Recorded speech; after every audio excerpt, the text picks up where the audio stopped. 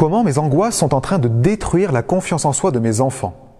Comment est-ce que je peux les aider à sortir de la spirale infernale de la perte de confiance en soi?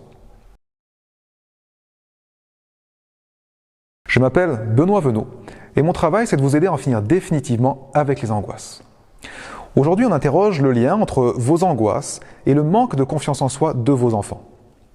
Le point de départ de cette réflexion c'est comment se construit la confiance en soi. Déjà, il faut garder cette idée bien présente à l'esprit.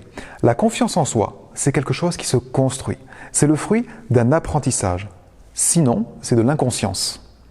La confiance en soi, ça signifie croire en soi, en ses capacités. Ça signifie se faire confiance à soi-même. Ce qui n'a rien à voir avec avoir la croyance que l'on est invulnérable. Avoir confiance en soi ne veut pas dire que l'on ne se trompe jamais. Ça n'existe pas. Non, avoir confiance en soi, ça signifie simplement que l'on se fait confiance à soi-même, que l'on est une personne de confiance pour soi-même, que l'on peut compter sur soi, qu'on ne va pas s'abandonner soi-même à la première difficulté. Et pour savoir ça, pour savoir si on peut se faire confiance à soi-même, il faut en avoir fait l'expérience. Il ne s'agit pas simplement d'y croire. Il faut avoir été confronté à des difficultés et avoir constaté que oui, c'est vrai, je ne me suis pas abandonné moi-même. Je peux avoir confiance je peux compter sur moi-même. Alors, après ce préambule, quel est le lien entre le développement de la confiance en soi au cours de l'existence et les angoisses des parents? Eh bien, le lien entre les deux tient dans le rôle des parents, ce qu'ils sont censés apporter à l'enfant pendant ses jeunes années.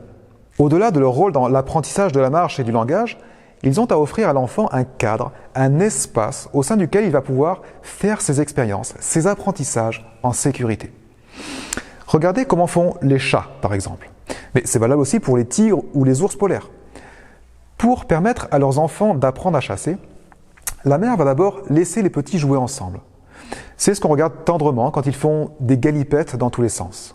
En jouant, ils développent, sans danger, leur force et leur agilité. Ensuite, elle va leur apporter des proies qu'elle aura elle-même chassées, qu'elle aura un petit peu ramollies. Et progressivement, elle va les amener chasser avec elle. Ils vont pouvoir s'exercer en milieu réel, sous son œil protecteur. On voit dans cet exemple que le rôle essentiel de la mère, ici, est de fournir le cadre de confiance qui va permettre aux petits de développer par eux-mêmes les compétences dont ils vont avoir besoin tout au long de leur existence. Mais ce qu'il faut comprendre ici, c'est que pour donner ce cadre de confiance, il faut soi-même se sentir en confiance. Et c'est là que le bât blesse quand le parent est soumis à des angoisses. Parce que la présence même des angoisses manifeste que cette personne vit sous le régime de la peur. Peut-être pas pour tous les aspects de sa personnalité, mais les angoisses manifestent une fragilité fondamentale qu'il va être difficile de cacher à son enfant. Et sans cette confiance profonde à l'intérieur de soi-même, il va être impossible d'offrir le cadre de confiance au sein duquel l'enfant peut trouver sa place, grandir et développer sa confiance en lui-même et en la vie. Ce que tout ça signifie, c'est qu'il y a urgence, et pour vous et pour vos enfants, à ne pas vous résigner à accepter de vivre sous le régime de l'angoisse. Et que l'essentiel du travail qui libérera vos enfants, vos jeunes enfants, commence à l'intérieur de vous-même. Allez, prenez soin de vous. À bientôt.